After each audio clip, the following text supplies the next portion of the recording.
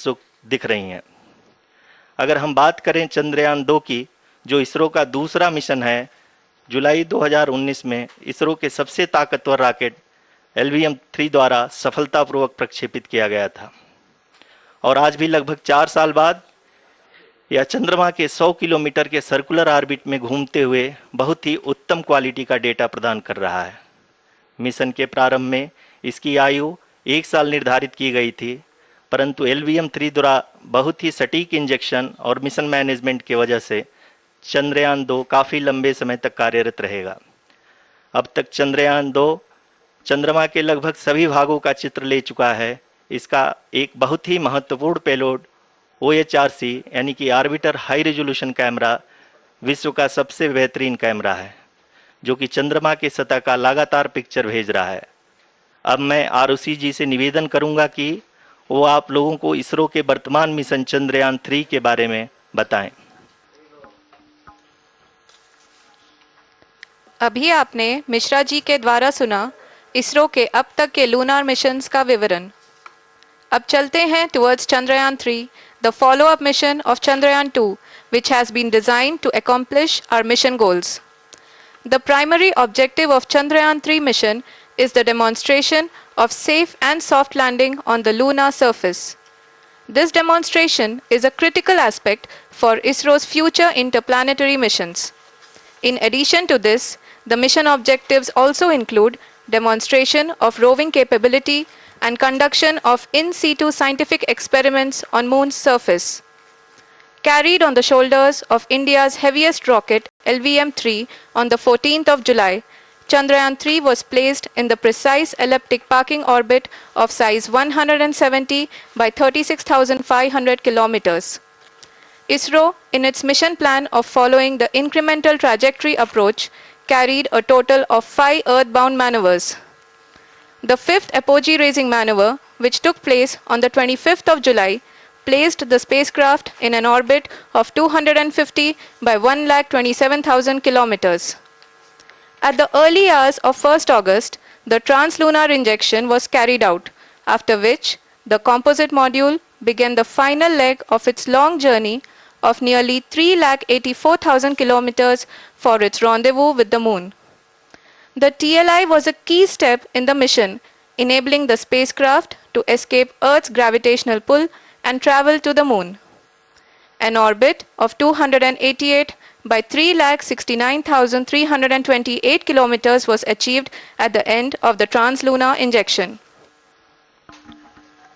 जी हाँ, translunar injection किसी भी इंटरप्लेनेटरी मिशन के लिए बहुत ही आवश्यक परंतु कठिन ऑपरेशन होता है। इस सफल मैन्यूवर के बाद चंद्रयान 3 पृथ्वी से दूर निकलकर चंद्रमा के प्रभाव क्षेत्र में एक हाइपरबोलिक ट्रेजेक्ट्री के द्वारा पहुंचाया गया।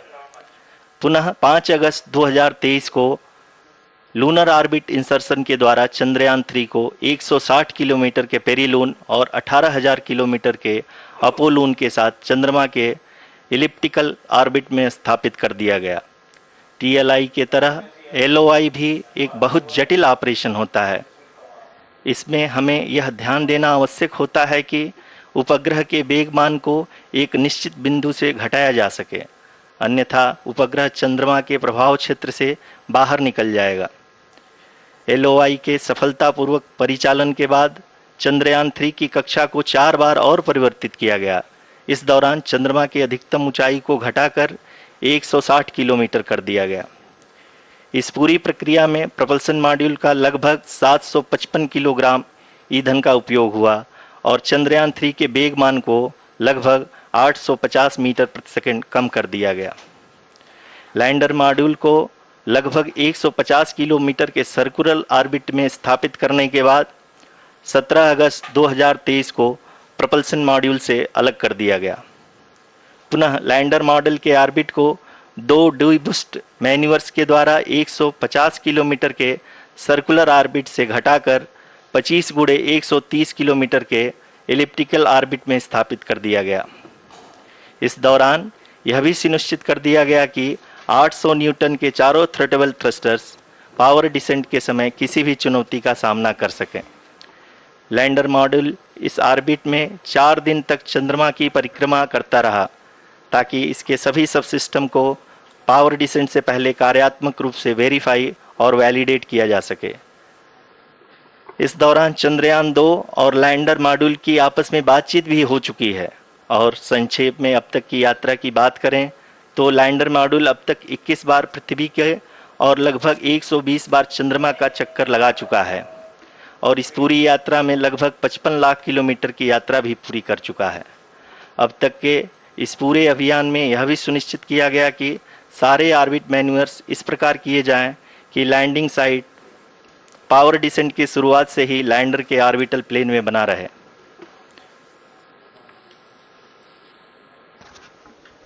Make it further that is true indeed. We have arrived at the crucial juncture wherein the orbit plane contains the desired landing site at the start of powered descent. We are also happy to announce that live images from the Chandrayaan 3 lander imager camera is being received continuously. The demonstration of soft landing on the moon's surface is no ordinary feat due to the innumerable challenges and complexities involved. The lander velocity has to be killed from nearly 6,048 kilometers per hour without any aid from the thin and tenuous moon's atmosphere. The lunar dust at the time of landing and the craters and boulders scattered over the moon's surface make it further complicated to achieve this. The new and improved Chandrayaan 3 design has been built after envisaging all the scenarios which the lander module can encounter. With several software improvements, provision for full-level redundancies, a plethora of special tests, namely the integrated hot test, integrated cold test, and lander leg drop tests were carried out for the lander module. The success of these tests has provided great confidence in the performance of all the onboard sensors, propulsion system, and associated guidance, control, and navigation algorithms. The key findings during the tests have enabled to improve the overall system performance. The largely unexplored south pole of the moon has been chosen as the intended landing site since there is a possibility of finding ice and other minerals which would be vital resources for future explorers. Apart from continuing investigations pioneered by Chandrayaan 1 and Chandrayaan 2, the Chandrayaan 3 mission will also provide invaluable data to the science community around the world. Let us give our viewers a glimpse on the configuration of Chandrayaan 3 mission.